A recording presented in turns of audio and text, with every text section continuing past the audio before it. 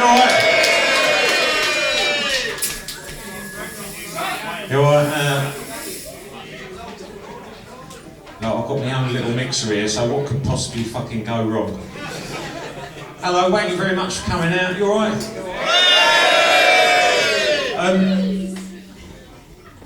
Not started well, was it? So, obviously, some of you will have been here for the last time I played here back in 2016. For those who didn't come along, we ended up here by accident. I'm coming from Kunt and the gang. And I packed up touring in 2016, and now I'm back. And the world's obviously changed a lot in that time. We have to ask ourselves, is it okay anymore? Haven't had 9 years to dwell on it. Was it okay in the first place? So tonight's set, we're all here, aren't we? So what are we going to do? Tonight's set I'm going to be doing in chronological order. Now I know it's a Kunt and the gang crowd, so that means the order in what I wrote them. I'll be touching on moments from my book, I Kunt, How I Became and Remained a Minor Internet Hit Singer. So I want to take you back to start off with, back to the year 2000 now.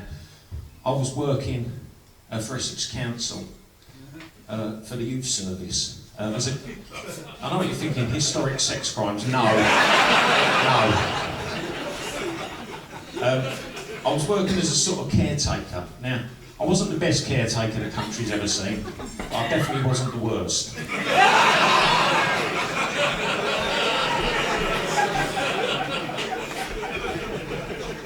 I got the job after Big Pete, this big Northern Irish bloke with a beard who used to run the youth centre where I DJ'd, gave me a job and he took me on and gave me a chance. And sorry, that reverb's really fucking distracting. Is there a reverb? There is a fucking reverb. Is it just a reverb in a room? Right, I'm just gonna have to power on through. Yeah. Turn myself down.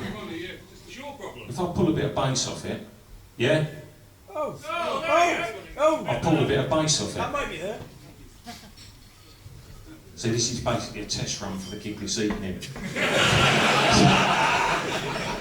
Oh, you lot are the originals, you're the ones that fucking sold it out first. I wanted to be home for Match of the Day 2 in Essex. But I'm missing it due to public demand. Where the fuck hell was I? Right, so I got my job for Essex Council as a caretaker back in the year 2000 because Big Pete, big Northern Irish bloke with a beard, took me on and gave me the job. My job consisted of going around the youth centres in the daytime when there was no teenagers there, and I'd have to fix all the stuff that they'd fucked up, like if they'd smashed the lock off a door, I'd have to put the door back on or put the door back on its hinges, unjam 20p slot of the pool table, sniffing the toilet, fixing the toilet seats.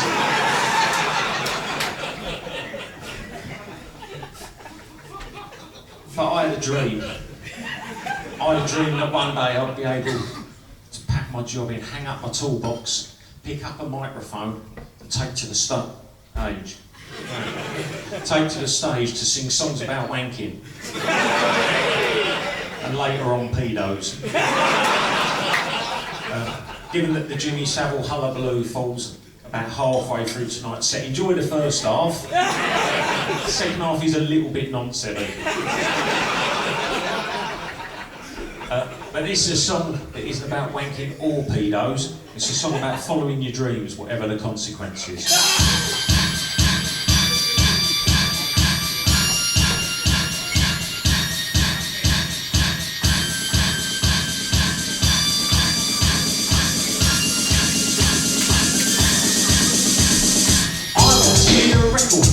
But I was too rude.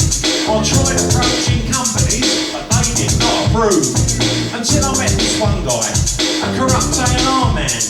He said, "Cunt, I will sign you, but you have to understand. I want to utilise your bum somewhere I can put my fingers and my hands, my toes and then my foot. My fingers and testes, my tongue and then my head.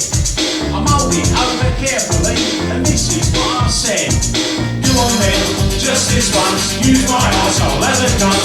Use my arse, use my arse, use my arsehole, use my arse. Go on then, just this one. Use my arsehole as a cunt. Use my arse, use my arse, use my arsehole, use my arse. I started feeling guilty, as if I'd sold my soul. I started feeling itchy around my bumhole. I started feeling achy around my underneath. I realised he'd used my bum without using the sheet. So I went to the doctors because my bum was sore. I needed my bum sorted out because I was due on tour.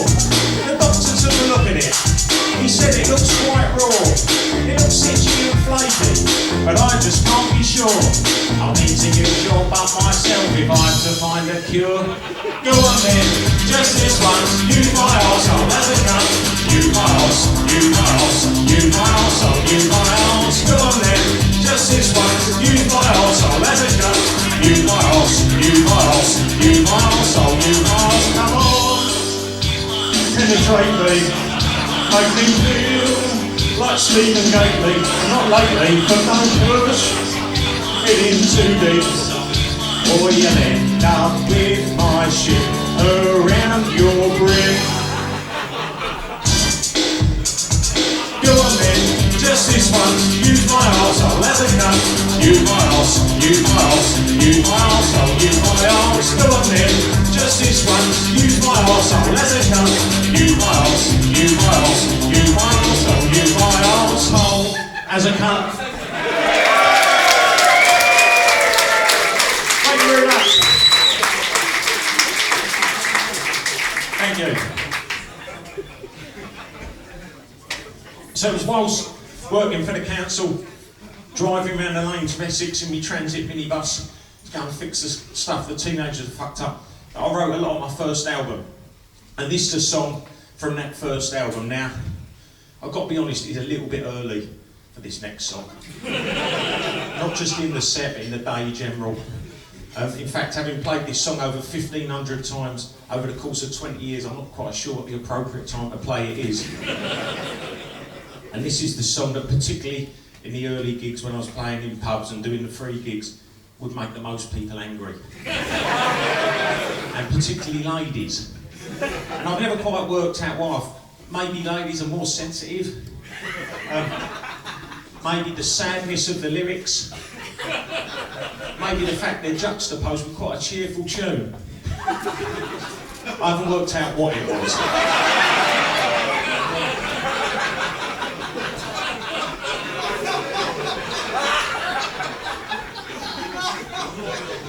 Now the idea for this song came about because at the time I was living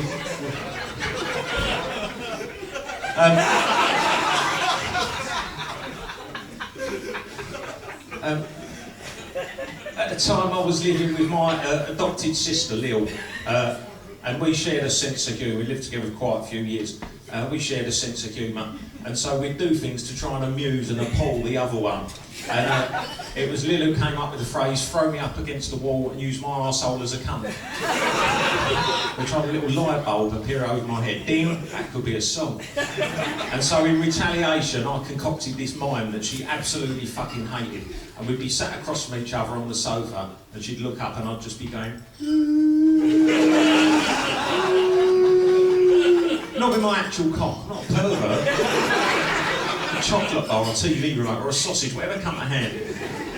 And this is the song that came out of that little mime, and this is called Wanking Over a Pornographic Polaroid of an ex-girlfriend who died.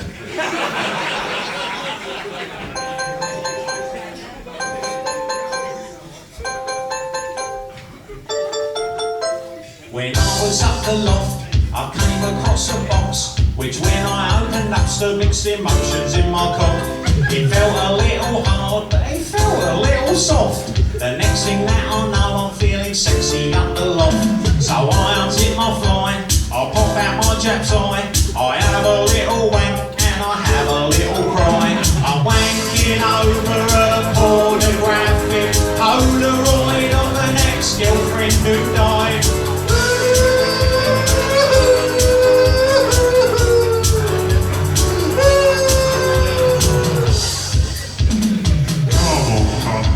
It'll be alright. I really miss her, G.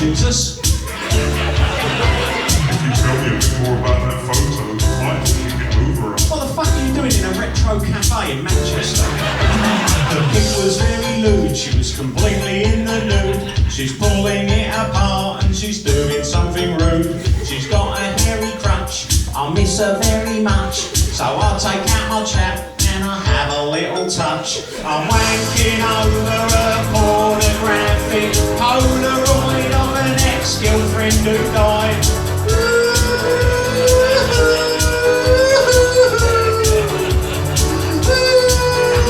I'm wanking over a pornographic Polaroid of an ex-girlfriend who died.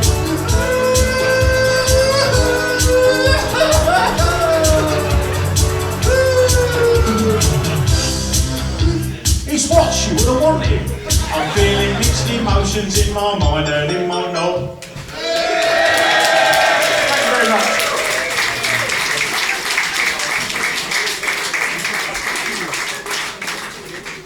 Now, obviously,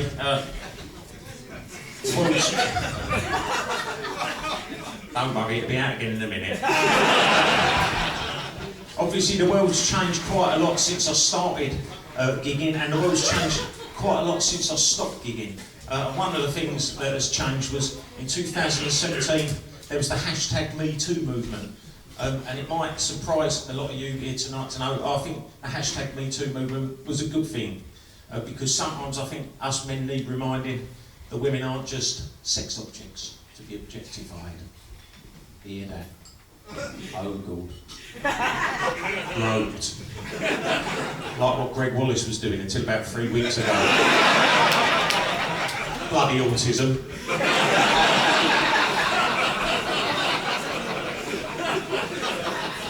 Women are our mothers, our daughters, our sisters. Unless you're on an internet porn site. Then they're our stepmothers, stepdaughters, our sleeping stepsisters. So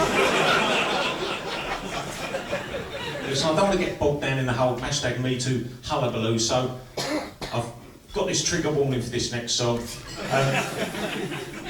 But don't worry, this wasn't written to be offensive. This was a tribute to my favourite TV presenter of the 80s and 90s. And this is called Carol Vorderman.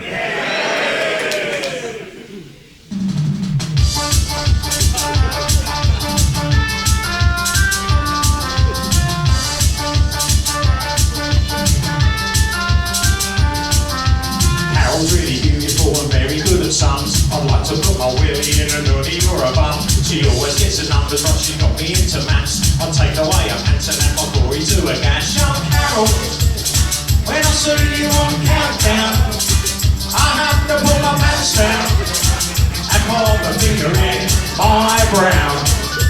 When she multiplies, I unzip my flies. Then when she divides, I put my hand inside. And then when she adds, pop out my knob and nads. Then when she subtracts, I perform a sexual act. Carol's really glamorous, she wears the latest stuff. She fit for 40 something and I want to doink her muff.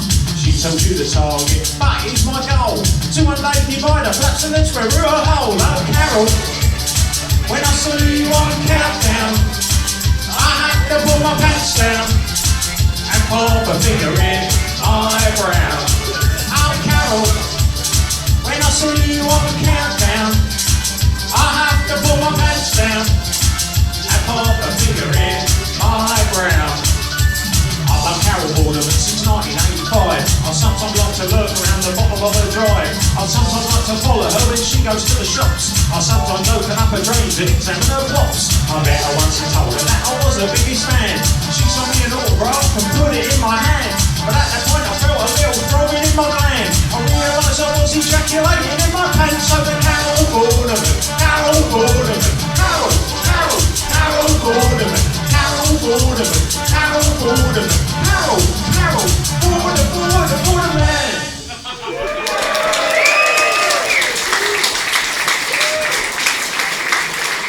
Thank you very much. It's fucking exhausting, that one. I'm not in my mid-30s anymore. When you get to your late 30s, you'll know. So this next one, around this time, around 2005, there were some new internet sites started up, and one of them was called YouTube. And so I made some videos with a guy I met online called Mike, and we put them up onto YouTube, because YouTube at the time was just like You've Been Framed. A fat bloke getting out of a swimming pool and his trunk's coming down, cat playing a piano, Charlie bit my finger. Where is Mike? Where's Mike? Prison. He's only going to serve 40% of the sentence though, so he'll be out soon if he survives the non-swing. That's not a given. They can sharpen up their toothbrushes, can't they? Got completely where I was. And there was another, this being the dawn of social media, there was another new website called MySpace. And MySpace, some of you youngers here tonight won't remember, some of you young men here tonight won't remember MySpace, but it was fucking brilliant. Because you know, like nowadays with Facebook, you call someone a fucking cunt on Facebook, you get a 72-hour ban. But with MySpace, there was none of that. You could post that picture of that Japanese bird upside down in the bath with her legs over her head, squirting what looked like a jet of Mars milk out of her arsehole onto someone's wall, and there were no repercussions whatsoever. Fucking brilliant. And this was one of the songs that I put up on my MySpace account for people to listen to, and this one was called Gentleman's Wash.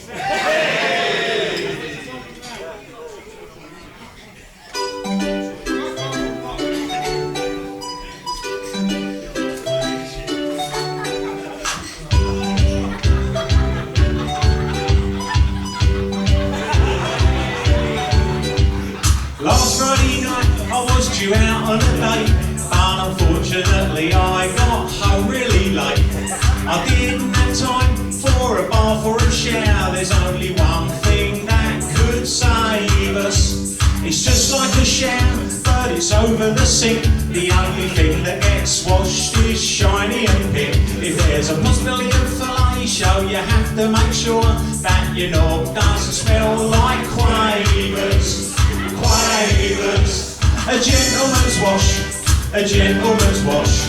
If you think there's half a chance your cock might get a nosh, pull back your skin, wash the helmet with it, and that's a little gentleman's wash.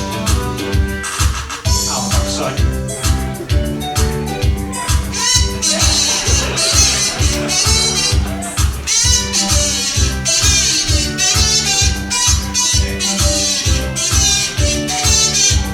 The other weekend I was out on the piss when this girl who was wanking came and gave me a kiss. She said, I bet you've got a big knob, cause you've got big hands, just like Peter Shilton. I come straight from footy and I thought me cock must stink, so I rushed to the box and flopped it out in the sink. I thought if I'm gonna get sucked off, it's only good manners to make sure that me knob doesn't smell like Stilton. A gentleman's wash, a gentleman's wash. If you think there's half a chance your cock might get a nosh, pull back your skin, wash the helmet with it, pull your pants to one side, wash the member they hide, and that's a little gentleman's wash. Thank you very much.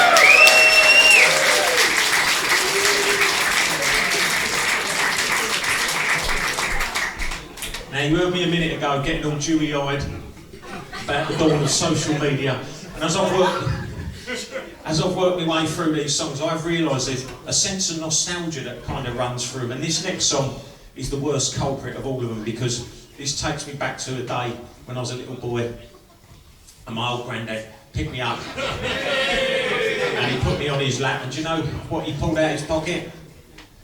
No.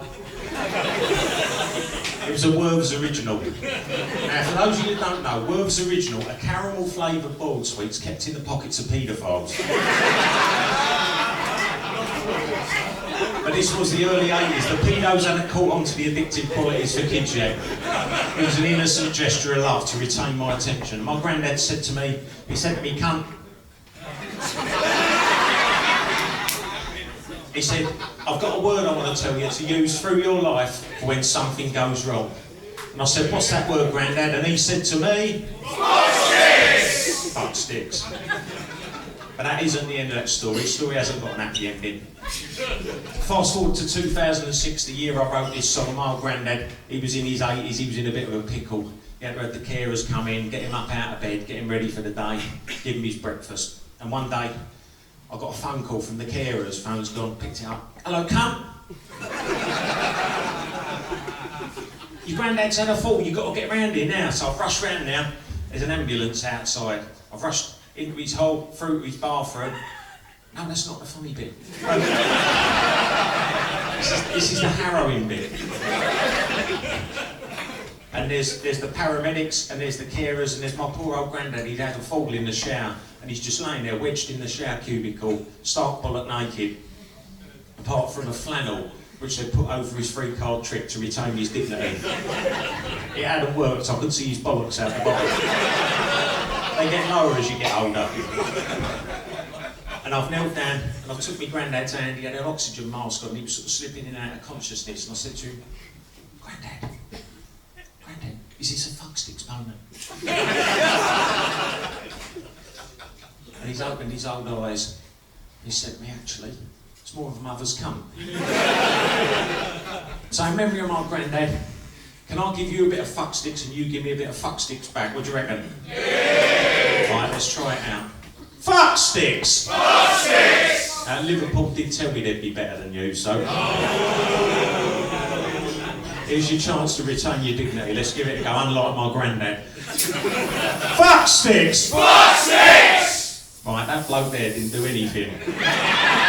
He's come over from Liverpool, hasn't he? He's a plant. Right, give it another go. Fucksticks! Fucksticks! Right, I knew you could do it. Right, there's another phrase though, and this bit gets a bit more complicated. Right, I'll give you a bit of fucksticks, and you give me a bit of mother's cunt, alright? Let's give it a go. Fucksticks! Mother's cunt! Come on, you've got to do it as well. Fucksticks! Mother's cunt! Never seen a more reluctant mother's cunt. And I've seen some reluctant mother's cunts. Right, one more. Fucksticks! Mother's cunt! Right, I'm happy with that. So those are the two phrases you have to use in this next song. Please join in. And this one's called Fucksticks.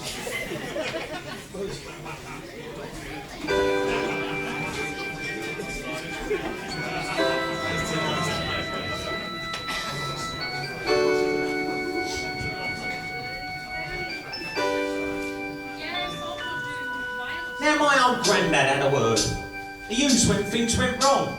To introduce this word to you, I put it in a song. So every time this word gets used, his memory lives on. I'm about to tell you what it is so you can sing along. Fucksticks! When they wouldn't let him touch a furry pine. Fucksticks! When he got some shrapnel lodged in his Jap's eye. Fucksticks! When a German sniper shot him in the cock. Fucksticks! When he found a lump on his left bollock. Fucksticks! When Nan died and she left him all alone. Fucksticks! When he let a bogus call her in his own. Fucksticks! When the first black people moved into his street. Fucksticks! When arthritis meant he couldn't beat his knee. Fucksticks! Mother's cunt! Fucksticks!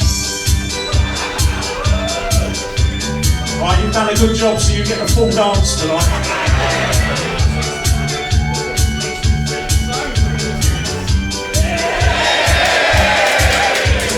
Fucksticks! Mother's cunt! Fucksticks! So every time I hear the word, I start to reminisce. I suddenly taste Werther's and get a faint whiff of piss. So when someone annoys me or things get on my pip, I'll think of the moany racist old cunt and really let it rip. Fucksticks! When I miss an open goal in five-a-side. Fucksticks! When I lost my islands after Nana died. Fucksticks! When the teachers told me that I was no good. Fucksticks! When the old Bill caught me wanking in the wood. Fucksticks! When I'm having it off and I think of my old man. Fucksticks! When little cutlets skip marks down the pan. Fucksticks! When some motherfucker pushes in a queue. Fucksticks! When you get caught short and really need a poo. Fucksticks! When I came a tumbling off my BMX. Fucksticks! When I split my frenulum while having sex. Fucksticks! When some smart ass bastard gives me my comeuppance. Fucksticks! When it's ages since I've seen a lady's tuppence. Fucksticks! When there's no clean pants, you have to wear your mums. Fuck sticks! When your bird won't let you fuck her up the bum. Fuck sticks! When you feel awkward and you don't know what to say. If you say fuck sticks, fuck sticks, fuck sticks, it makes everything okay. Fuck sticks, mother's cunt. Fuck sticks!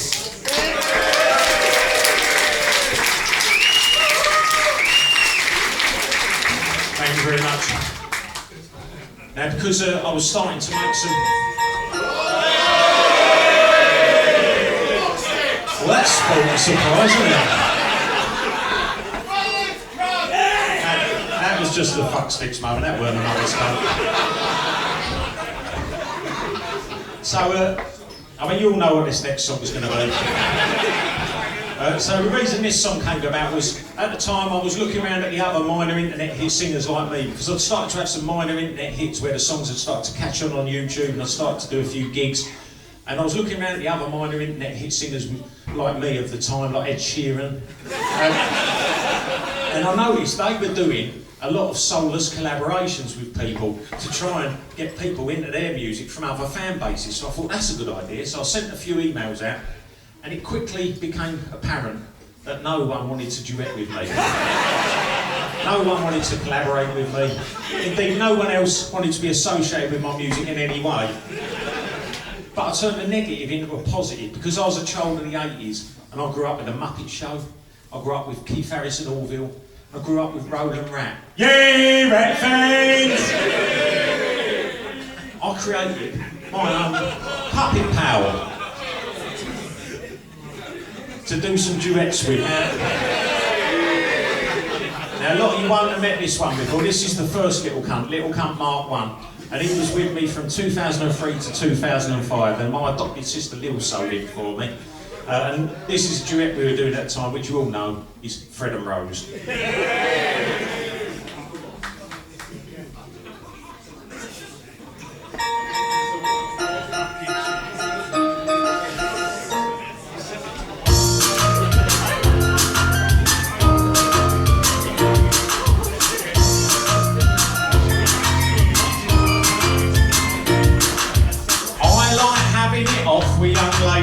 I like it when they're old. You like pussies that are really hairy. And you like it when they're bold.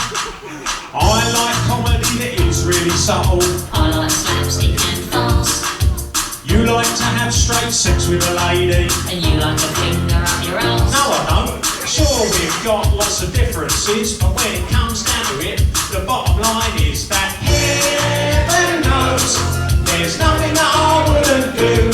We're like Fred and Rose. I've murdered a lodger for you. And while you're entertaining a string of Caribbean gentlemen, We'll be downstairs in the cellar, digging out a massive hole. and while I'm raping, murdering and burying a hitchhiker, I'll be upstairs in my negligee, sliding up and down a black man's pole. it's not PC, but it is factually accurate.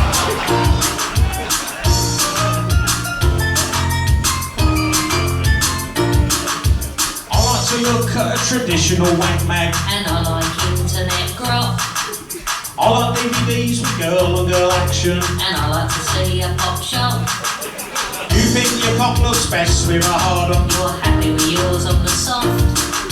You like getting your penis filleted. While you watch and wank yourself I off. fucking don't. Well, we've got lots of differences, but when it comes down to it, the bottom line is that Heaven knows there's nothing that I wouldn't do.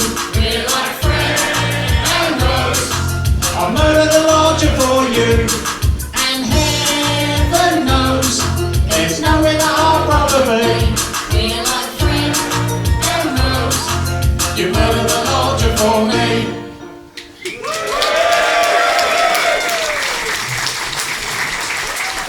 Thanks very much. Now at this time, going into sort of 2007, 2008, I started to get some gigs outside the local area in little pubs and band venues. And I thought I'd go outside my local area, and when I started gigging, I'd find lots of other acts doing exactly the same thing as me. Weirdly, it never happened. Although I've seen a bloke from Russ Abattoir in here tonight who are all wearing Jonathan King masks and ripping up wank bags and throwing them out into the crowd. Probably about as close as we came. What I did find as I went out around the country was lots of people who were really enthusiastic and would sing along to the songs and would sometimes bring along gifts to the gigs. Now, this is one of them. This was a mascot from the Australian chain of pound shops called Cheap as Chips, and someone modified it for me.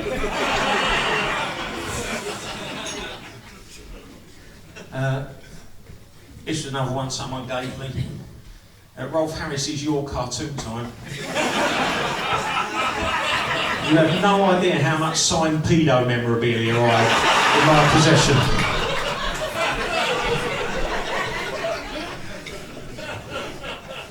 This was another little curio. It's a little trinket box. You won't be able to see this at the back. It says, Joey Deacon gave me AIDS. I was going to get one made up anyway, so it saved me the trouble. So, going back to this one, this next song is a song called Chips or Tits, and I think it's alright, but just in case.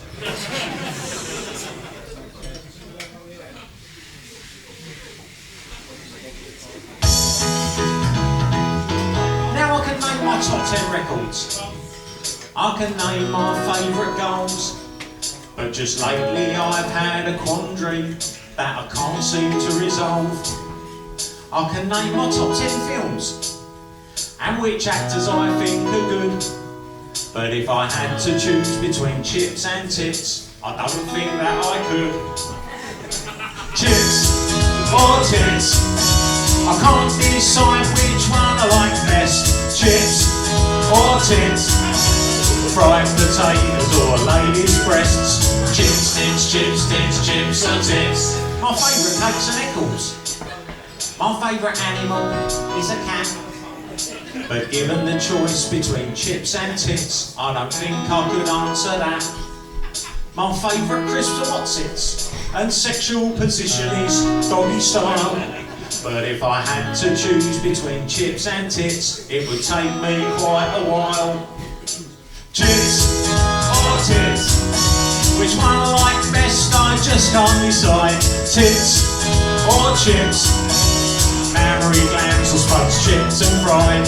Chips, I like them with a bit of place. Tits, I like them when they're on my face. Chips, I eat them when I'm in my car. Tits, I like them in or out of bra. Chips, I like them with a buttered roll. Tits, I like them with a juicy hole. Chips, I like them with tomato sauce. Tits, I just like them of course. Chips, I like them with a Savile. Tits, I like the sign of my old boy. Chips, I like them with a bit of cod. Tits, they make me lose my wad. Chips, I like them with a sausage and batter. Tits, big or small it doesn't matter. Chips, I like them with some mushy peas. Tits, can I see some please? Chips, tits, chips, tits, chips or tits. Thank you very much.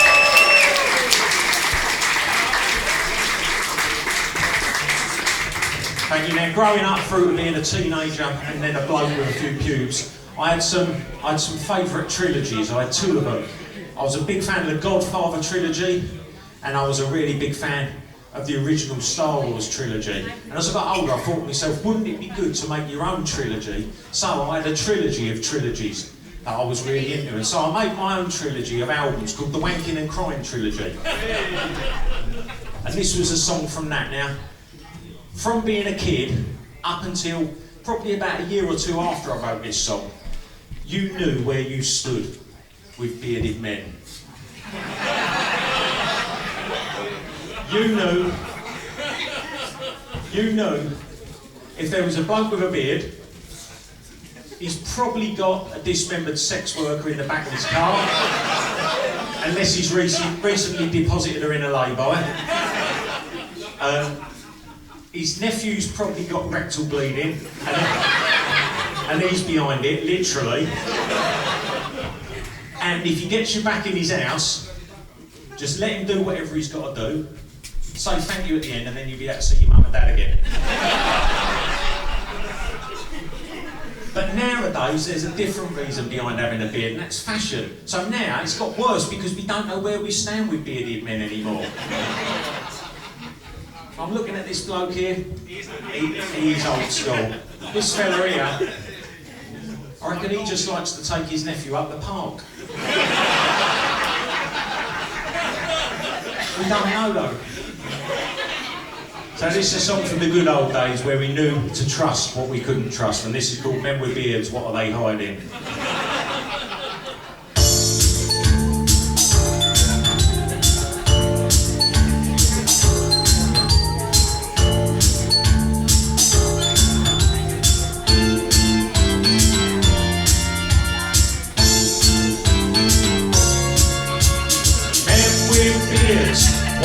Hiding, could I handle the truth if they chose me to confide in? Or would my dead body be found down a railway siding where I'll be murdered by a man with a beard?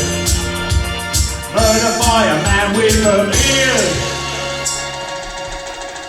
You can't work out what they're thinking in their face because they got hair growing all over the place. You can't tell what they're up to, maybe it's best not to know. Perhaps they're full of hair up here, they got none down below. They put porno mags in the bushes in the woods. They interfere with kids, so make them say thank you afterwards. They hang around in parks, wait till after dark, jump out of the bushes and then fuck you for a laugh. Them with beards, what are they concealing? That facial fuzz gives me an uneasy feeling, like they hide my dismembered corpse up in the ceiling where I've been butchered by a man with a beard. Butchered by a man with a beard. Shipman, Bin Laden, still go haystacks. They're all hiding something, and that's an actual fact. Whispering Bob Harris, why was his voice so soft? And he murdered a prostitute up in his loft. Like Peter Sutcliffe, the Yorkshire Ripper, he avoided the use of a razor or clipper. They've all got a secret, could be anything, but they're probably part of a paedophile ring. Them with beards, what are they obscuring? They all seem so confident and so assuring. But to some wasteland view they will be luring, where you'll be bludgeoned by a man with a beard. Bludgeoned by a man with a beard. Watch out for men with beards.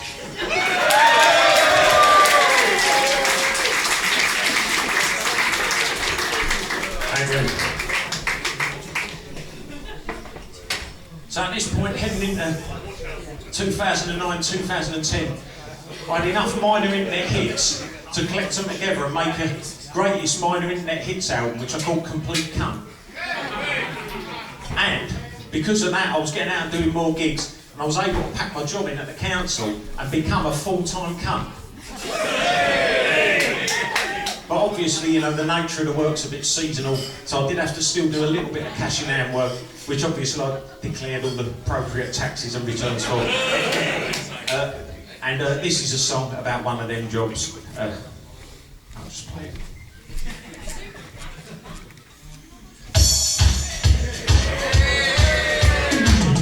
This was never the way I planned, not my intention.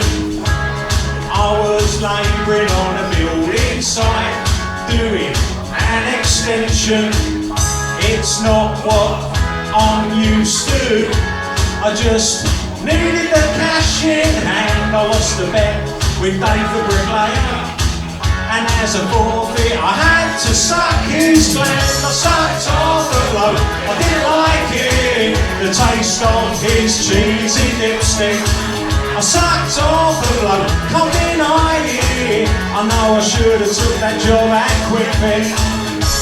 It felt so wrong, how it seemed strangely apt when everyone stood in a circle and clapped. I sucked off the bloke, I didn't like it.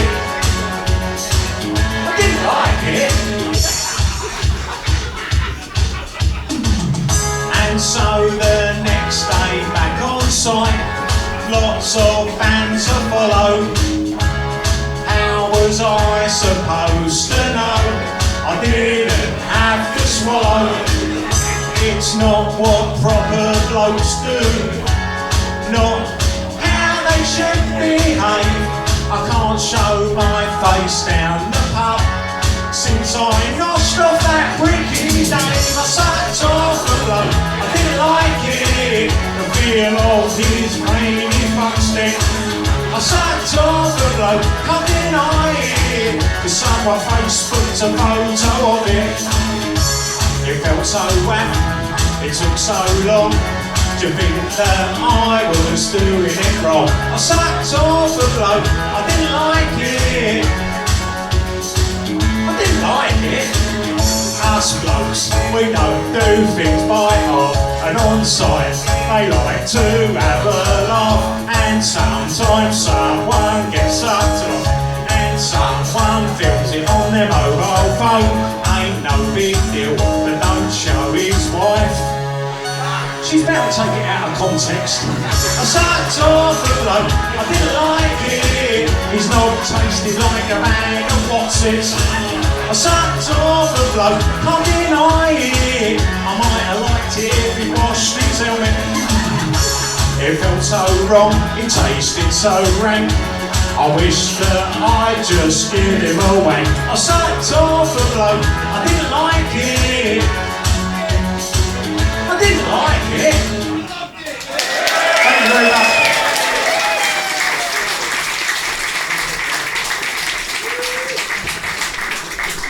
I forgot to say at the start, we're going to do the set in 2 hours with a little break in the middle. So if you want to go and get a drink in the half-time break, go and have a little wee, go and have a little poo, have a little wank, have a little cry.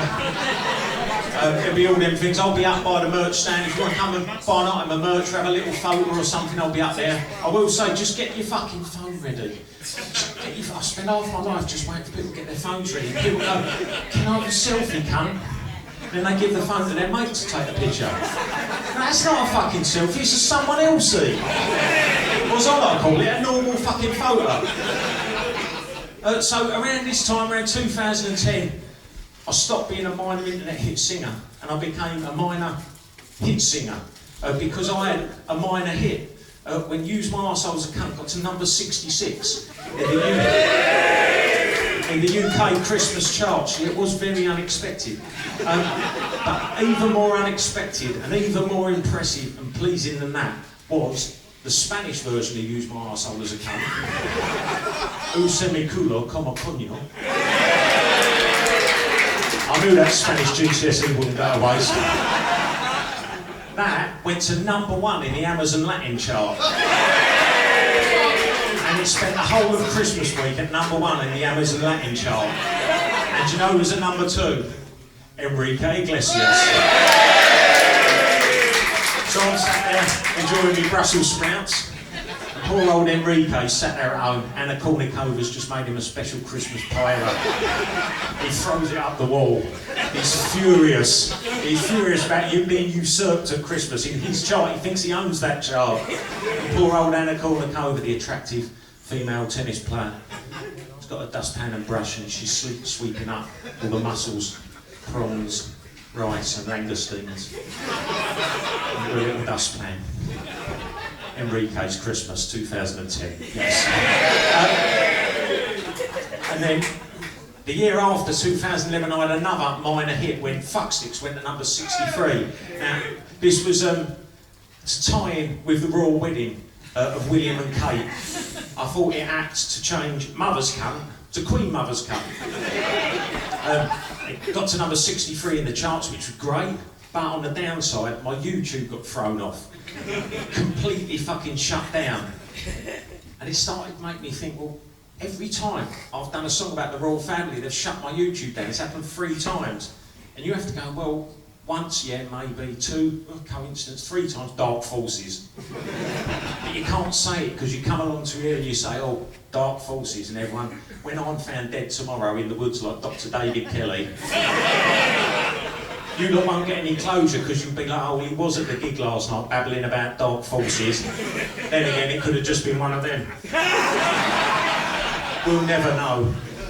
So, to close this first half, this was a song just before my YouTube got shut down, and this was a song off of Complete Cunt, my first greatest minor internet hits album. And it was the first of my hearse chasing tributes. to deceased celebrities. And for me, the saddest thing about the whole Michael Jackson hullabaloo was not that his fantastic catalogue of pop is tainted. It's not that he ruined the lives, allegedly, of those boys who went back to his bedroom in Neverland. For me, fuck you people. For me, the saddest thing about the whole Michael Jackson hullabaloo was he bought the bones of the Elephant Man. John Merrick lived his life with such dignity. Do you think he would have wanted to spend the rest of his days as a skeleton stood in the corner of Michael Jackson's bedroom in Neverland while the little boy pulled his bum cheeks apart on the bed and the King of Pop cracked one off, wearing a diamond studded glove? No.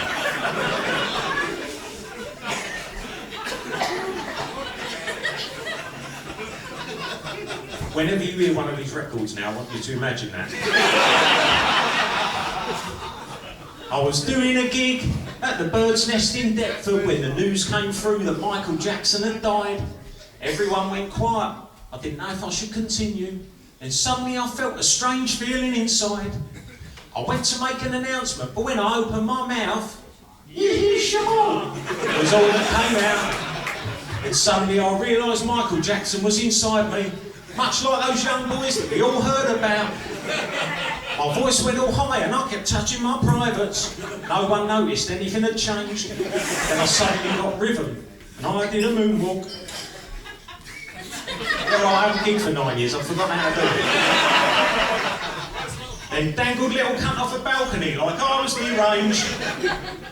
Then a voice in my head said, "Come when you get up tomorrow." It was Michael Jackson. "I want you to spend the day writing a song, tell the story of my life in just over 2 minutes, like you did Barry George." I really like that one. "But what do you want it to sound like, Michael? Shall I make it a slowie, like your ballad, Ben? I could write one in the style of Take That or Westlife." But Michael said, "To be honest, I prefer Boys to Men."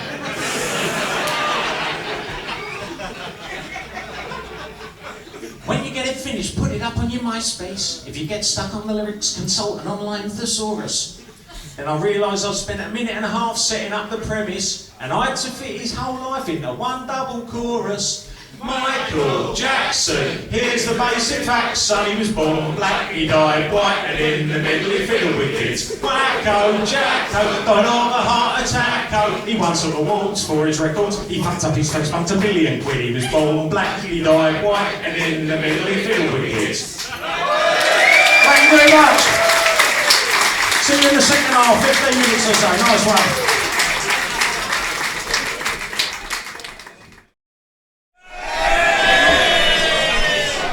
Welcome back to the second half.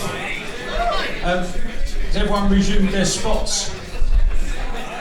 So by this point, I had a little touring circuit around the country. It was loads of, I was probably playing here by this point, lots of small, but none actually like this, other than the one in Leeds what got shut down or burnt down, probably an insurance job, that's what normally happens. I was playing around pubs and small music venues, all the same ones as when I started, but normally to a few more people. And I'd go away on tour on my own, or sometimes with my adopted sister Lil, and Lil would do the door, draw little Sharpie cocks on people's hands, and I'd get all these messages from people the next day going, "You cunt, I had to go into work and I couldn't fucking wash it off." And I thought by this point, now I was a minor hit singer rather than a minor internet hit singer, I thought that the standard of changing rooms would improve. It just goes to show how wrong you can be. And the worst one of all was in the Castlemaine pub in Basildon, the pub where I first done my... No, don't cheer, it was fucking awful. The changing room in there was the cubicle of the men's toilets. And in the whole time I played there, over the course of 10 years, there was never a lock on the fucking door. We got kicked off in something like 1978, so you'd be in the cubicle of the men's toilets, holding the fucking door shut with your hand, stood on one shoe because there's a lake of fucking piss on the floor, and you don't want to get a fucking booty full of piss. And the worst thing about it was the smell. It was a mixture of acrid piss, dirty willies, and what was nestling in the bowl behind you.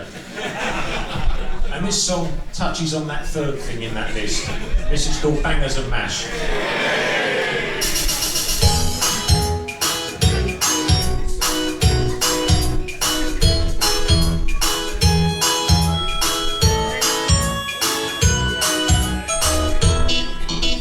I was in the pub and I needed a piss. I went to the toilet so I could do this, but someone had stuffed some bog in the urinal, and someone else had had a piss there and it was all full. So I thought to myself, that's no problem at all, I'll just relieve myself in the cubicle.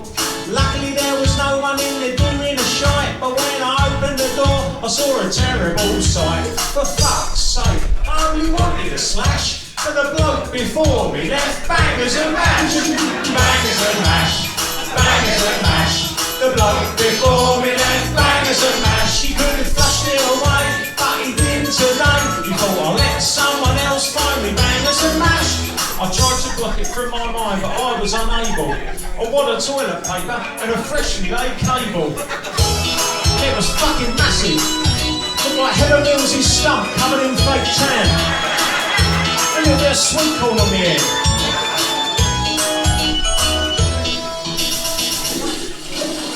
I gave it a flush, but it just wouldn't budge. The bog just filled up with water, toilet paper and fudge. There's a knock on the door, and I think in a flash, the next bloke's gonna think it's me that left the bangers and mash.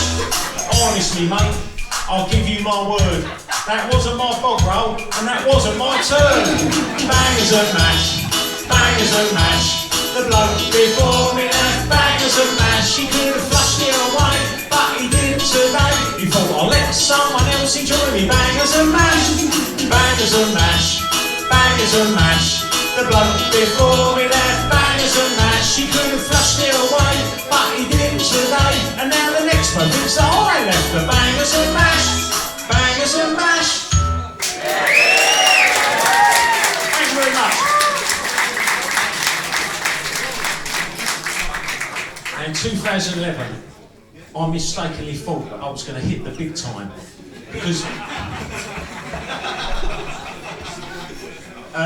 I won an award. It wasn't an award for being funny or any good.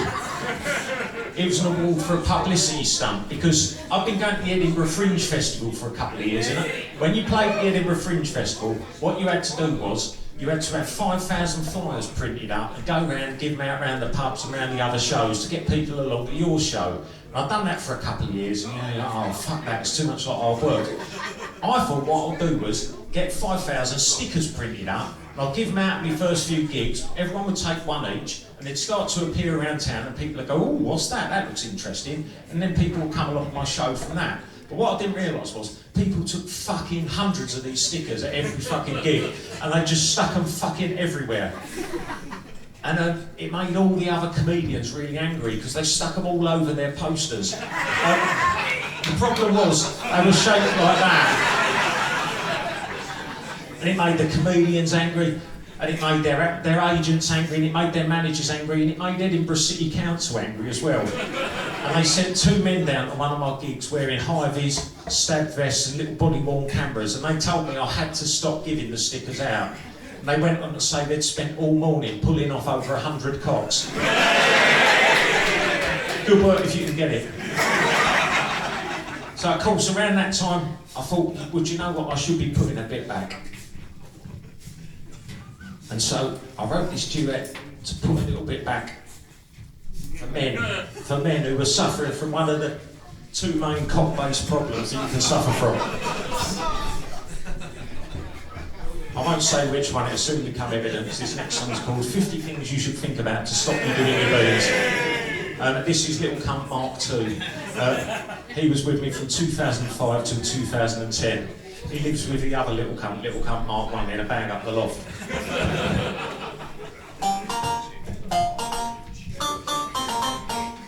Sometimes when you're making love, it's hard to make it last. You barely pass the curtains, and it's over much too fast. You've only done one or two pumps, and the moment comes For situations such as this, we wrote this little tune, and it's called 50 Things You Should Think About to Stop You Doing Your Beans. 50 things you should think about to stop you doing your beans. Like farm machinery, pleasant scenery, your granddad with his vest on, the M25, being buried alive, the moustache of Simon Weston, a bag of offal, a blue waffle, Gene Wilder's hair, her own fatality, your own mortality, an advert for Go Compare, a touch of frost, someone you've lost, disabled access ramps, Gail Platt, Susan Ball's twat, concentration camps, Baked Breville, Gary Neville, the act of grouting tiles, Aesop's the Fable, periodic table. Kinnon's anal piles, If you don't want to climb mats, Max, or empty your sacks, Sacks, or Sacks, go off in your caps, Cats, all you have to do is go through the 50 things you should think about to stop you doing your beans. 50 things you should think about to stop you doing your beans. 50 things you should think about to stop you doing your beans. Like freezing fog, a friendly dog, a skiddy bog, a massive log, news at 10, Mr. Ben, being raped, they're right to go, John McClurk's friend, hot death, whether there's a heaven, roadkill, a mixed grill, 9/11, the right to vote, creosote, a child's body in a ditch, Coventry City's former keeper, Stephen Grisovich, the Queen Mum, a difficult sum, the hardest knot you've tied, the final days of the family dog, and the way Dad cried, human rights, temporary traffic lights, the adverts of for a herd, Alan Titchmarsh fucking himself with a frozen turd. If you don't want to jizz, then make it your biz to do a little quiz to help you learn the list. We've compiled of 50 things you should think about to stop you doing your beans. 50 things you should think about to stop you doing your beans. 50 things you should think about to stop you doing your beans. 50 things you should think about to stop you doing your beans. 50 things you should think about to stop you doing your beans. Thank you very much.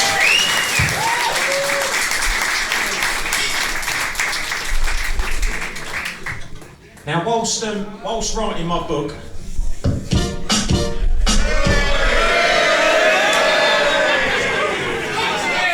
plot spoiler.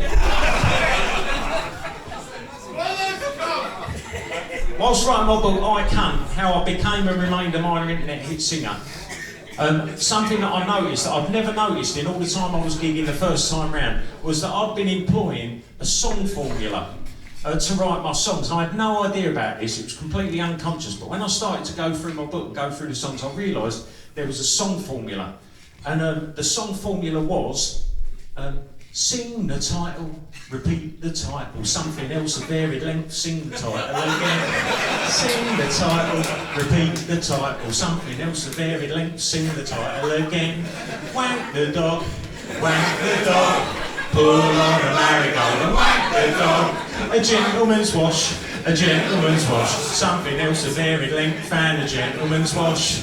Bangers and mash, something else of varied length and some bangers and mash. Sexy kids, something else of varied length and some sexy kids.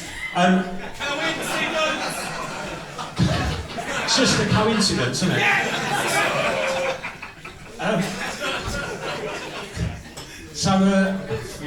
Fucking lost around again. Right. So around this time though, back in 2010, 2011, I put out my greatest minor internet hits album, and I was starting to think, do you know what, am I running out of things to write songs about? And you think, oh fuck, this might be curtains. But luckily for me, 2 words changed all that. Oh, hello. Operation and U-Tree.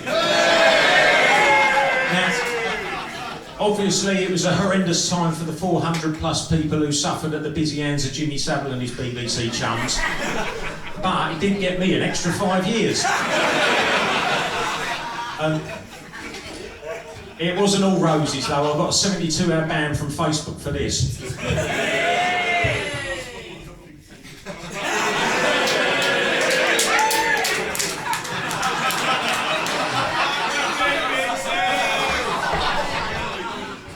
this song I'm about to do went on to become my greatest minor internet hit out of all the great minor internet hits. And I will say, for anyone that writes their own songs or does their own stuff, you don't choose which ones become popular. And if I could, it wouldn't be this one. This was one, I wrote this and recorded it and we filmed the video all in a day. But I guess if people want to sit on the train listening on their Walkman to me duetting with the UK's worst paedophile, or best, depending on how you judge the criteria, that's up to them. Now, before I do this song, I'll have to do a quick, you're going to get a little glimpse inside the wizard's sleeve here.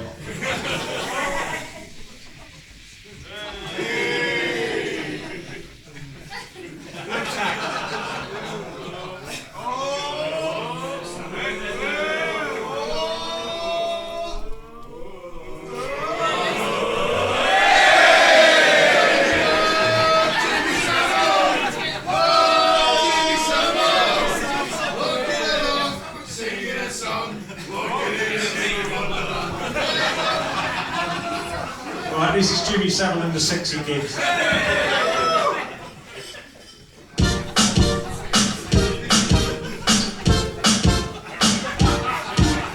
other night, I suddenly awoke to the spectral shape of this ghostly dog. He was floating above me, just there in midair. He had a shell suit on and a mop of blonde hair. He said, "Kunt, it's Jimmy, I returned from the grave to attempt with your help my reputation to save." He said, now then, can you write me a song to explain what's happened with those girls at my town? I said, I'm not sure, I'd have to hear that explanation in case people think I'm a pedo by association. And this is what he told me, it was sexy kids, made Jimmy Savile do what he did. Those kids weren't consenting, his shell suit bottoms were tempting with his feelings for the sexy kids. Now then, what about that then? So Jimmy's ghost continued to maintain he'd done nothing wrong, and he tried to explain he had a cigar on his lips, and by that I don't mean that he was desperate to use the latrine. He said, all my good work will now be forgot because of my penchant for underage mops. He said, surely those marathons and charity races offset my spunking on teenagers' faces. I said I'd write a song to get rid of his ghost, but then he told me one more time what bothered him most. It was sexy kids, made Jimmy Savile do what he did. He got them in his rolls and fingered their holes, and then gave charity a load of quids. Jimmy Savile and the Sexy Kids. Marvellous, marvellous, just don't tell your mother.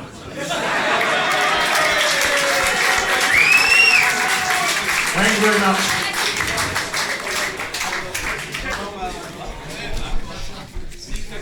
So, there's plenty of time for all that. So, you don't want to go too noncy too early, do you? People just have a sickened look on their face. So around this time, this was when I was busiest with gigs. I was playing 100 or 150 gigs a year, touring up and down the country in my Ford Fiesta, sometimes on my own, sometimes with my adopted sister Lil. And the upside of touring was, whenever you had a new song, you play it to an audience and you get to see people's reactions to it firsthand. And sometimes people would be doubled over laughing. Sometimes people would be wringing their hands with anger. And sometimes people would just look like a little bit of sick had come into their mouth.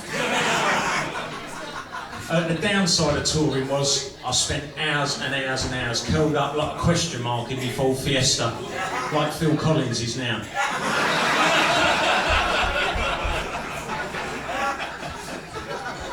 He doesn't deserve that joke, although he did do a song about homeless people and keep all the money. You reap what you sow. So around this time, obviously, you know, driving up and down the motorways in my Ford Fiesta, you'd be driving long hours and sometimes you get stuck in traffic and you'd be fucking exhausted, so you just have to pull over for a sleeping lay-by or pull over for a little sleeping services, or if you'd had a good night at the gig and got paid well, you might be able to afford a night in a budget hotel.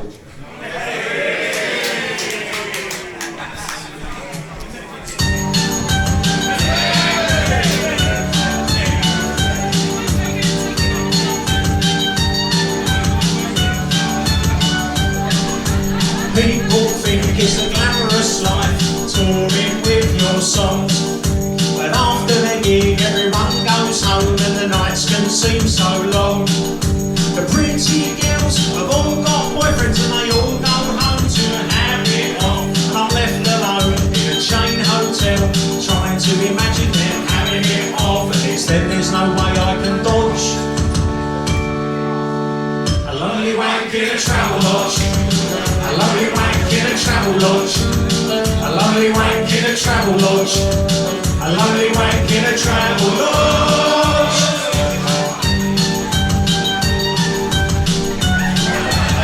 So lonely, a little bit sexy. I start to think of all the lonely salesmen who ain't here before me. They didn't want to pay 10 quid for Wi-Fi, so they just use their 3G. When I'm finished, I'll fill up the tiny little kettle and I'll make a cup of tea. The batteries are held in with electrical tape on the remote for the TV. Sometimes I do it in front of the mirror just to feel like there's someone else there. But all I see is my crying self wanking back at me in despair. The pretty girls have all gone home with all the handsome boys. I just spent 2 quid in the vending machine on a bag of steak McCoys. Now some juice from my nuts I'll dislodge via the medium of a lonely wank in a Travelodge. A lonely wank in a Travelodge. A lonely wank in a Travelodge. A lonely wank in a Travelodge.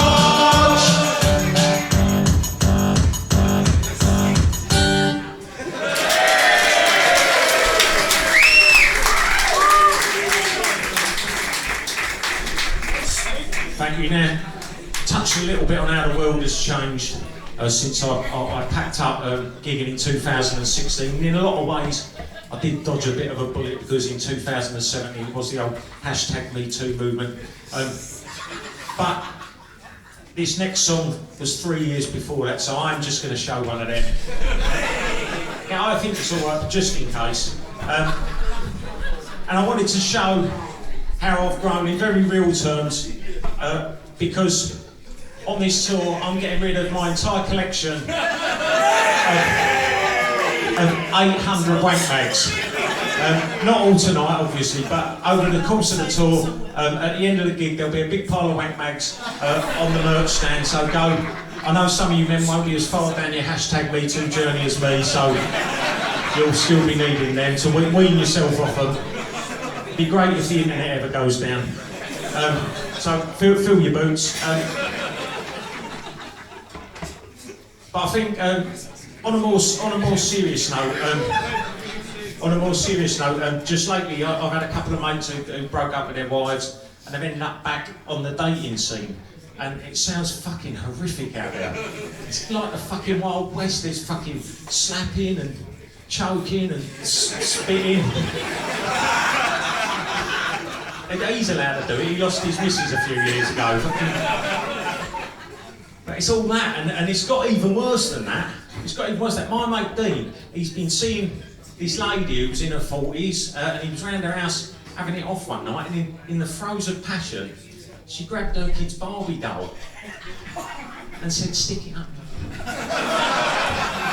Annie. So, what are you going to do? You're there. But Dean stuck it up her fan, Annie. And of course, once you've opened the floodgates, it's not going to end there, is it? She wanted it up her boxy as well. So she bent over, stuck it up, went in a blonde, came out a brunette.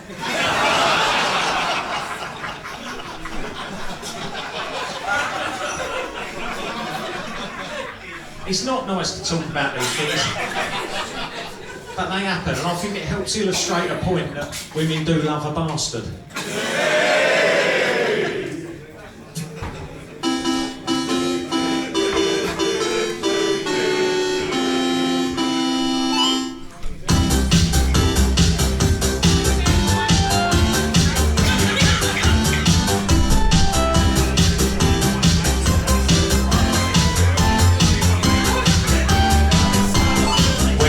A young boy, this kid Neil, he pulled the wings off of daddy long legs and little flying things. The girls have flocked around him just to see the skill he mastered. When I asked him why girls liked him, he said, women love a bastard. So when I grew up, I must admit that once or twice I went out with girlfriends and I tried to treat them nice. Every time I did that, it just ended in disaster. Then I remembered Neil's advice that women love a bastard. Bastard, bastard, women love a bastard. Bastard, bastard, women love a bastard. I'm quicken up my pelvic thrust so I can climax faster. And I have a bag of fall asleep cause women love a bastard. So when I met my current bird, I had to hatch a plan to attempt to be a bigger bastard of a man. She cooked a meal for Valentine's, I tried to play it cool.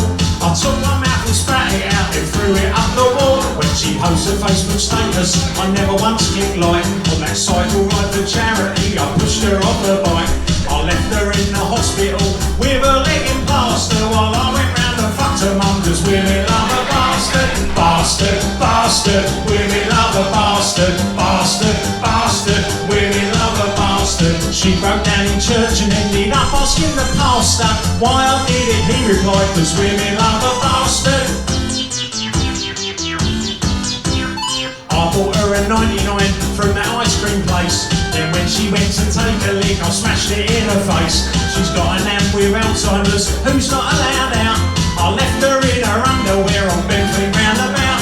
Then when she did that fun run to raise money for the hospice, I went round, got a toothbrush and I stuck it in some dog's mess. I rinsed it off with water and before she went to bed, as she brushed her teeth I texted her and this is what it said. Dog shit, you brushed your teeth with dog shit. Dog shit, you brushed your teeth with dog shit. I never come straight home from work, I'll stay out and get plastered. I do it just to turn her on cause women love a bastard. I super glued her eyes open and I must concede I made her watch the sequel to the Human Centipede. I took her away from all her friends and got her hooked on crack. Then I forced her to go on the game so she could pay me back. But it all backfired on me and she walked out today to go live in a refuge where abused women stay. So now I sit outside the window with a ghetto blaster and play Slipknot till 4 AM cause women love a bastard. Bastard, bastard, women love a bastard. Bastard, bastard, women love a bastard. If you ask me why I did it, all your query would be answered. I was only trying to make her moist cause women love a bastard. I was only trying to make her moist cause women love a bastard. Thank you very much. Thank you. He's sprightly. Very nimble for a man of his age. Now, it might surprise you to know this, and you might believe it or you might not, but I didn't go looking for taboo subjects to write songs about. I'd be driving around the lanes of Essex in my full transit minibus, or later on after I packed my job into the council, I'd be driving up and down the motorways in my full Fiesta, and I'd just get this offensive phrase pop into my mind, and it would come with a ready-made advert-style melody. It was like as a teenager, I tuned my internal radio into fuck, cunt, rape, AIDS, swastika, copped FFM. And the knob had snapped off in my hand. And this was one of those songs that just came to me at this time in my life, and this was called the abortion song.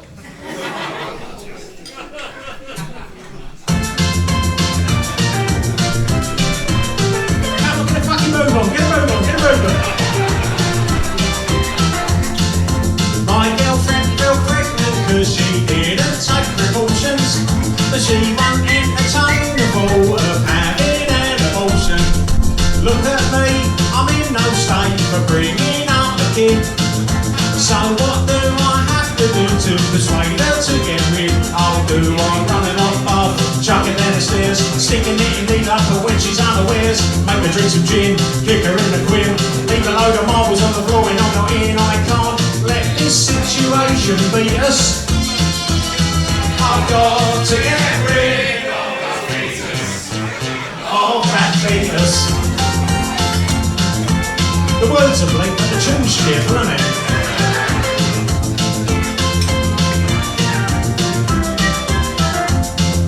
Now she knows I'm up to something, she's taking extra care.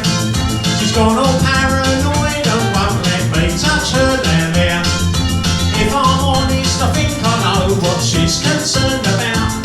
Is I'll sneak a coat hanger up her joof and hook the fetus out. Or I could run her off bum, chuck her down the stairs, stick a knitting needle up her when she's unawares, smack her in the bum, keep her give a jump, try and convince her it'll be all with a stump. I can't let this situation beat us.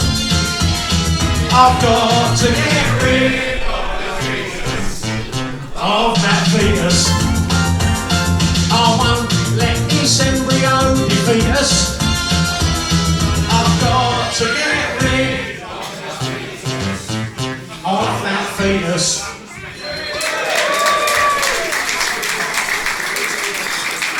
Thank you. There was a little bit of good news, she did get rid of it.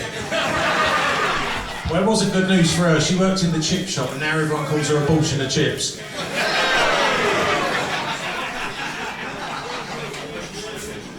Now, another way I end up writing songs was I've got loads of messages. I always get all these messages on social media. Come on, get a fucking move on that. Come on, quicker. The Ripper's manager. Right. I'm not.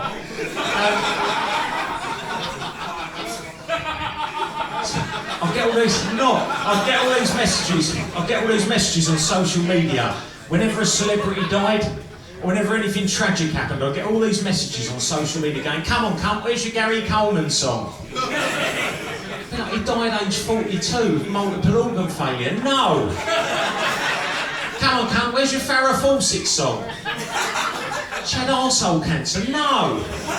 Come on, cunt, where's your Ian Watkins song? What age? Do you know, initially I was like, no, I am not writing a song about Ian Watkins from The Lost Prophets. He got caught trying to have sex with a little baby. No!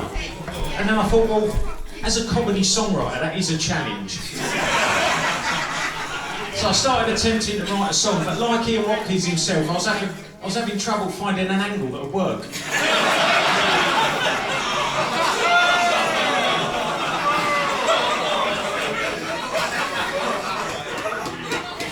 I'm going to hell, and you lot are as well. Luckily it's all a load of bollocks, isn't it? So luckily for me, at that time, poor old H from Steps started receiving a load of online hate because his name was Ian Watkins too. Now, after Steps broke up, for years, H had been saying, look, can you stop calling me by my Steps nickname, H, and start calling me by my actual name, Ian Watkins. All of a sudden he was like, do you know what, H is fine. So can you please welcome to the stage, Arsehole, who will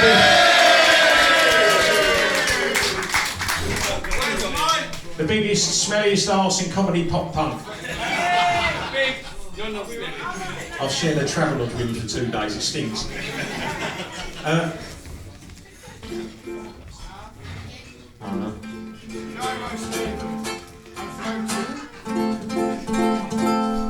Yeah? That's right, isn't it? Now stop showing off and stuff.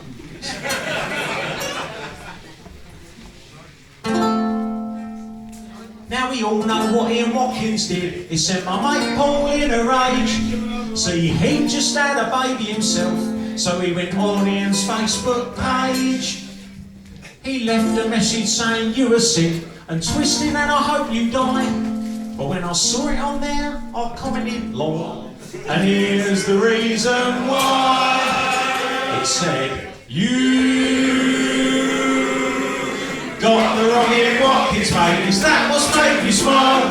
You just called the bloke from Steps a twisted paedophile. He he shares a name who was in a band. The similarity ends there. He'd never fuck a baby, just ask Lisa Faye and Claire. Now my mate Paul was so embarrassed he went online to apologise. But when I saw what he had put, I couldn't believe my eyes. It only got mixed up again, Roffle. So I said, you got the wrong Ian Watkins, mate, that was made me smile. You just said you're sorry to a twisted paedophile. You've got the wrong Ian Watkins, mate, that must be hard to take. You've just apologised to H's keep fiddling, namesake. But then I thought to myself, what if the old Bill got confused, just like my mate Paul, by two pop stars that share a name? Maybe I should give them a call and say, Punsol? No, fucking Megalons. Have you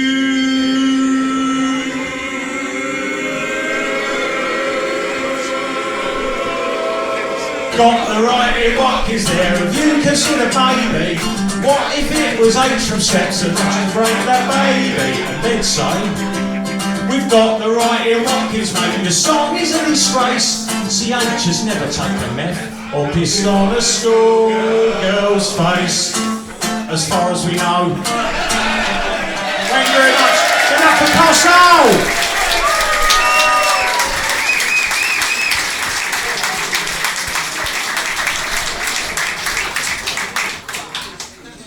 So we've come to that time in the afternoon and when it's time for the last song. But listen, you've been to gigs before. Do you know what happens? You do the last song, and then if there's even a smattering of applause for more than 15 seconds, they come on and do some more. So I haven't really got anywhere to go from here, so I'm just trying to go behind this pillar, and if it all looks right, just come out and do some more. So listen, this is the last song of the set. Let's have a quick sip of water. This is the last song of the set, and the reason this is the last song is because this is the song that led to me ultimately sort of packing it in first time round, because I didn't think I was ever going to top it, and to be honest, I wasn't sure I really wanted to. I sat on this song for about 18 months before, in the end, putting it on Kunt will Fix It. And the reason I ended up releasing it, and the reason I'm back here now, is sort of all contained in this next little story. So I want to take you back to the year 2000. I was working for Essex Council Youth Service, if you remember. Big bearded Northern Irish bloke gave me the job, Big Pete. Now Big Pete, in his infinite wisdom, had to pick 5 youth workers to go and attend a racism conference in Buchenwald concentration camp in Germany, and he chose me. Not because I needed it most, it's my presentation skills. So I went along to Buchenwald concentration camp with 5 people that worked for the council youth service, and there was lots of people who worked for youth services all around Europe attended this conference, and we spent a week doing seminars on racism and workshops, and then we had some talks from survivors from the concentration camps, and they told you some of the bleakest, harshest, most evil, darkest fucking things that human beings have ever done to other human beings until recently. But in amongst all them stories of darkness, there was one thing that shone through for me, and that was the light of humour that kept people going through them dark, dark, fucking bleak times. Just looked up at these people doing shots, I fucking love it. Through them dark, dark, fucking bleak times, humour saw people through it. And so at the end of this week of seminars and talks and talks with survivors, we were invited to go and see a piece of theatre in the Black Box Theatre that had been converted from the old SS barracks. So we all kind of filed in, and I sat down next to Big Pete, my boss, and that wasn't the concentration camp. They'd have had Mozart playing if there was something bad going on. So we've all filed into this Black Box Theatre, and me and Big Pete had sat down, and the lights went down, and the room went completely silent. And then onto the stage came all these young women wearing these beautiful coloured dresses, And then within a minute, they were taking them off, and underneath they were just wearing plain black clothes, top and trousers. I guess to kind of signify their entry into the concentration camp, where they were stripped of their clothes and their possessions and their individuality. And in this moment, I leant over and I whispered to Big Pete in the style of Beavis and Butthead, "Give me a stiffy."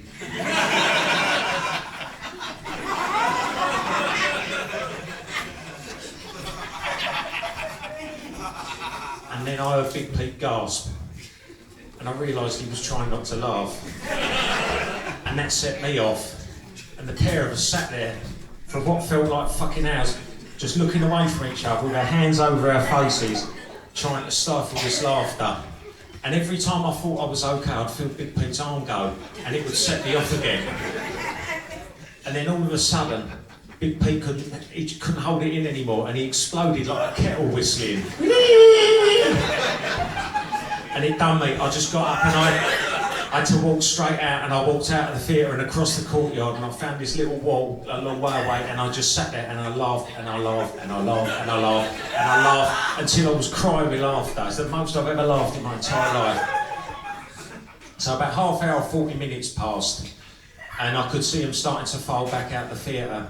So I went across and I made a beeline for Big Pete, my boss, to apologise. And as I approached him, I could see he looked utterly ashamed with himself. And before I could say sorry to him, as I approached him, he looked me in the eye and he said, "The trouble is, I do fundamentally find it very funny."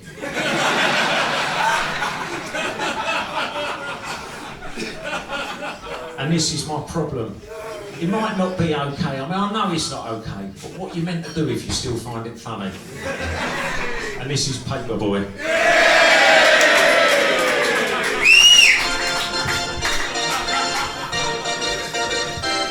I'm going to tell you a little story about my Paperboy. Paperboy. Paperboy.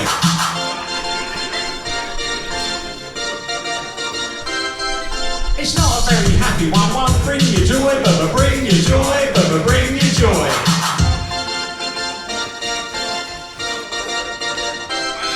My Paperboy looks just like this girl I used to fancy at school. I never plucked up the courage to ask her out, cause she was always a bit too cold.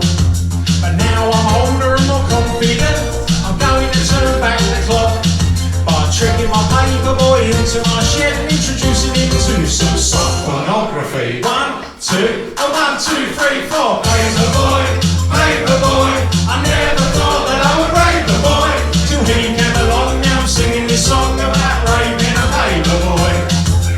Paperboy, Paperboy, I never thought that I would rape the boy, till he came along. Now I'm singing this song about raping a Paperboy.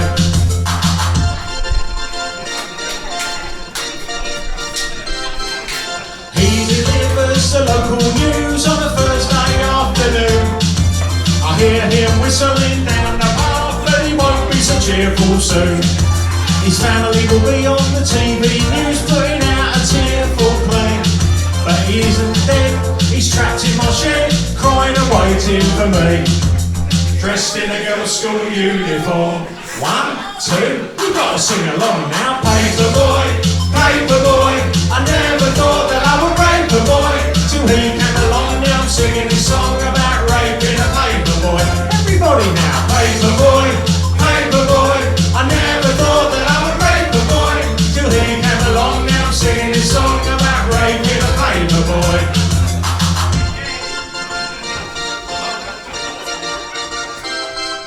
Of course I haven't raped my Paperboy, that's as twisted as you could get. I've restricted myself to having a wank, watching him from behind my net. I know some blokes will hear this song and try and give me a fight, but last week he turned 16, so legally that's alright. 1, 2, at least I'm not a pedo. Paperboy, Paperboy, I never thought that I would rape the boy, till he came along. Now I'm singing this song about raping a Paperboy. One last time now. Paperboy, Paperboy, of course I never really raped the boy. I know that it's wrong, I'm just singing a song about raping and raping, till his arsehole's gaping, raping a Paperboy.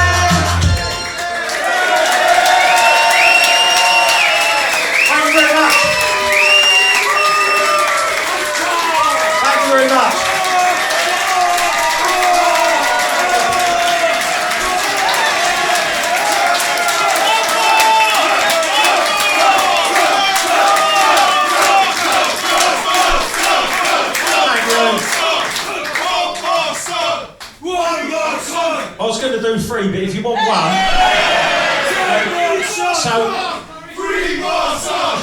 3 more songs!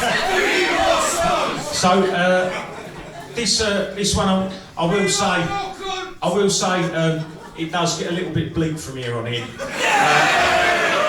Not he hasn't already, but unfortunately, the reason I've been around a lot in the last couple of years, sadly, 18 months ago, I lost my adopted sister Lil, and I've got to be honest, she was 48, it was fucking rubbish, and she died through alcoholism. And because of that, she never got around to reading my book, I Kunt, How I Became and Remained a Minor Internet Hit Singer. Alcoholism can be very self-centred.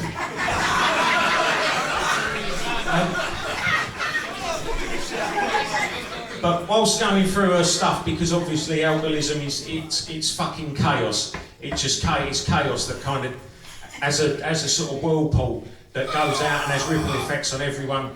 You know, that person knows, and you'll kind of get sucked into it. But in amongst all the chaos of clearing through Lil's stuff, I found one of her diaries where she'd sort of put some of her thoughts down in the last couple of years. And one recurring thing that kept coming up was she didn't understand why everyone had been asking her if she was adopted, because she wasn't. I just said she was in I Kunt, How I Became and Remained a Minor Internet Singer, because I thought it made a better story. And I also thought it wouldn't have been as bad if anyone had seen us fucking in a lay-by services, or if I'd had a good night at a gig at Budget Hotel. It's a really horrible joke, but please let me tell you that is exactly what Lil would have wanted.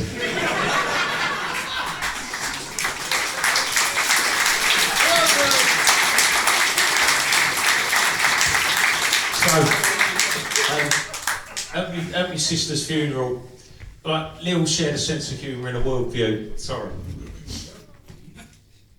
Lil shared a sense of humour and a worldview with me. And so at her funeral, it weren't a religious funeral, she sort of felt like it was all a load of bollocks.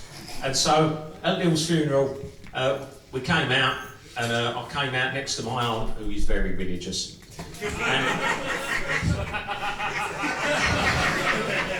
And she pointed, and up in the sky there was a beautiful rainbow. And she said to me, "Do you think that's Lil?"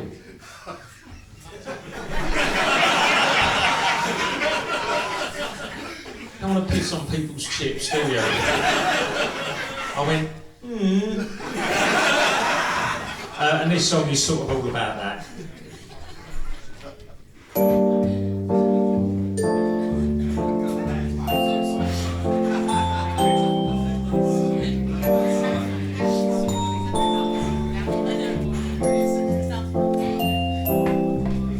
It was my mate Jim's mum's funeral, and I wanted to attend, so he knew that I was there for him in this tough time for my friend. The service was quite beautiful, and as we looked at the flowers outside, I put my arm round my old mate as he read the cards and cried. Then a butterfly landed on a flower. My friend took comfort in this sight. He said it was as if somehow his mum was telling him she was alright. I was quite moved by his words, but I couldn't let it pass. So I said to him, "Oh, fuck off, Jim, you're talking out your arse. It's just a fucking butterfly. A butterfly, a butterfly. It's not your mum, it's a butterfly. It's no more than a beautiful moth. It's just a fucking butterfly. A butterfly, a butterfly. If you're seriously telling me that's your mum, then you can fuck right off. Cause there's a worm and there's a slug, there's a load of ants and a little bug, and you haven't said that they're your mum, so get this in your head. There's no such thing as angels, fairies, Saviour, Jesus and Hail Marys. It's all made up to try and make you feel better, cause when you're dead, you're dead. Now stop being such a big fucking baby and let's go for a pint.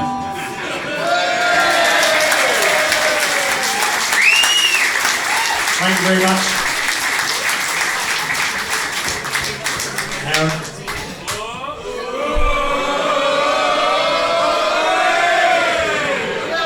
there he is. So a lot of you will remember this little cunt. This little cunt was little cunt Mark III. He was the one that toured with me from 2010 through to the present day. He's looking forward to his retirement at the end of the tour, where he's going to go and live with the other little cunts in a bag up the loft, fully fritzalised, except for I don't get them out and beast them, unless I've had a really bad day at work.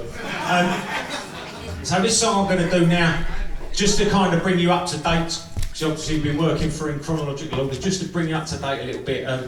Obviously, I had no intention when I packed it in 2016 of coming back and gigging, but the pandemic changed the way I felt about lots of things that I'd previously been sure of, like how much I've missed baked beans, how many wipes you could do using only 2 squares of toilet paper, and so. Here I am back in, and the pandemic brought out the best in a lot of people. I thought Joe Wicks farting in front of the nation to keep up our morale. You had the NHS and all the rainbows and fucking banging pots and pans. You had good old Captain Tom who walked a million fucking laps in his garden. And then on the downside you had the likes of Michelle Moan filling their fucking pockets full of all the PPE money, Boris Johnson and his multiple fucking transgressions. And Captain Tom's family.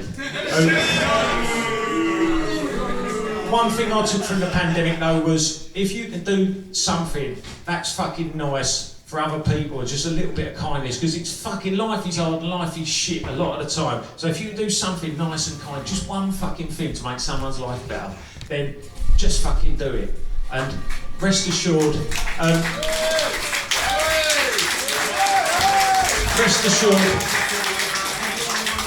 rest assured, when you do that one nice, kind, selfless thing, there'll be some cunt grifting off the back of it.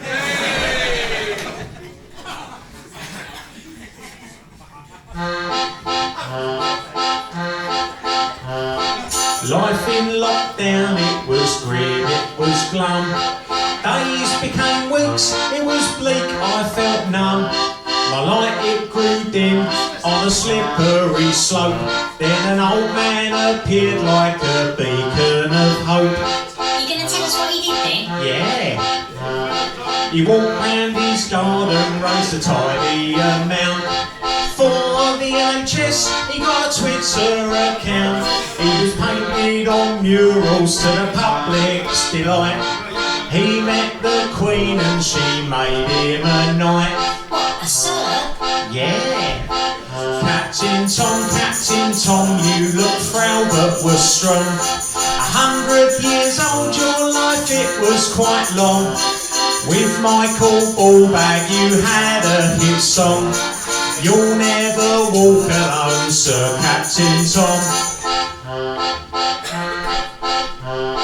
Tom's family, who appeared by his side, realised he was still not quite satisfied. So they compiled Captain Tom's bucket list of a Barbados holiday it did consist. Oh, I bet Captain Tom enjoyed that. Captain Tom, you were here, now you're gone. On a plane to Barbados, does that feel a bit wrong? In a global pandemic, your hangers-on flew off on vacation with Sir Captain Tom. Tom's next trip was to a hospital bed. Pneumonia, then COVID, 6 weeks he was dead. Tributes poured in, we mourned as a nation. Then his family started a charitable foundation. Oh, well, that sounds like a fitting tribute.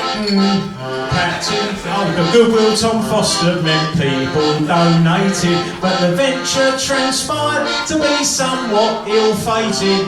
Captain Tom's family used Tom for a shill, and since he had died, had their hands in the till. No, they didn't, did they? Yeah. Captain Tom's family, Captain Tom's family have a strange way of caring for their elderly. Then they siphon off money from his charity to build a spa in their garden, Captain Tom's family.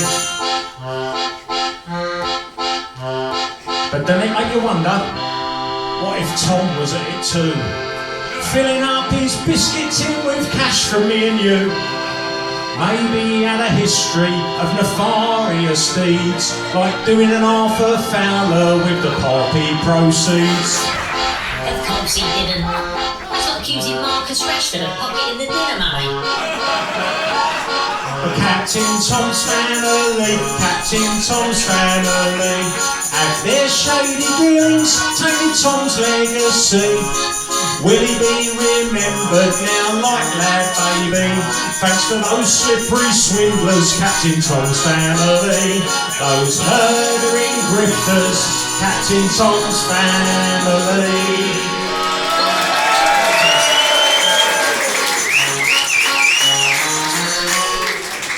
Thank you very much.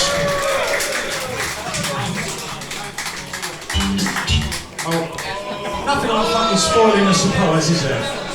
So, just to bring you a bit up to date, in the pandemic, I got an email from this lady called Sam, who lived in Yorkshire, and Sam said, "Are the rights to Shannon Matthews the musical available?" And I emailed back, having written it 12 years before and put it on CD and nothing happening. I wrote back saying, of course the rights are available, no cunt wants to put it on. And so Sam took Shannon Matthews the musical, she played the part of Karen and she directed it, she took it up to the Edinburgh Fringe, where it sold out nearly every show for basically a month. And then at the end of it, we had this fantastic group of actors who were all up for it, and so we crowdfunded, and I know there's lots of you today who helped crowdfund the film. We crowdfunded this film for 26 grand, and we spent every fucking penny of it on the film, and it came out, Shannon Matthews the musical, the movie, came out about, well, I don't know, like a fucking year ago or whatever. And I'm fucking ecstatic that this thing that just sat on CD for over 10 years, you've just got to fucking do it, and then you never know what'll happen. So, made me really fucking happy. But what makes me even happier is one of the stars of Shannon Matthews, the musical, the movie, is here tonight to come and duet on a song with me. So can you please welcome to the stage Detective Inspector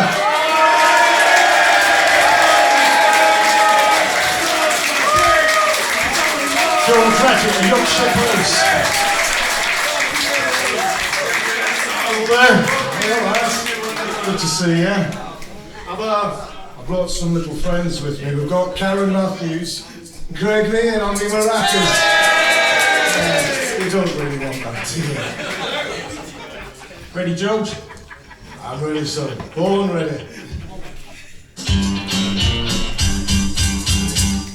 Shannon ain't dead, she's under my bed. Shannon ain't dead, she's under my bed. Shannon ain't dead, she's under my bed. We all have skeletons in the closet, but mine's not a skeleton yet. And there are many things that I've done in the past I'd rather forget. But her mum said that we could get a big reward, so I brought her around here on the back seat of my Ford, and I can't explain what was going through my head. Shannon's alive, she hasn't been diddled with, and she's definitely not dead. Shannon ain't dead, she's under his bed. Shannon ain't dead, she's under his bed. Shannon ain't dead, she's under his bed. We all have skeletons in the closet, my mind's not a skeleton, yeah. Yes, I've been keeping a chunky kissing girl in my flat as a pet. I had her tell to a beam up in the attic, I'd never murder her. Don't be so melodramatic, and I'm not a pedo. On that I'm quite emphatic. Shannon's alive, yet she's fucked up on drugs, but on the plus side she's not dead. Shannon ain't dead, she's under his bed. Shannon ain't dead, she's under his bed. Shannon ain't dead, she's under his bed. We all have genitals in our midst for mine on a sexual thread. If you say nipple, nipple, nipple, I think of the country next to Tibet. It got out of hand when the old bill got involved, and then the papers said they give a reward if it was sold, and I can't explain what was going through my head. But if I had known you were coming round, I'd have kept her up in shed. Shannon ain't dead, she's under his bed. Shannon ain't dead, she's under his bed. Shannon ain't dead, she's under our bed. Give it up if you like that, yeah! Blocks of police! Thank you very much. I'll stay there.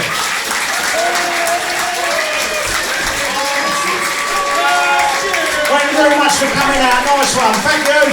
I'll be around over there if anyone still wants to selfie, alright? Thanks very much, see you later.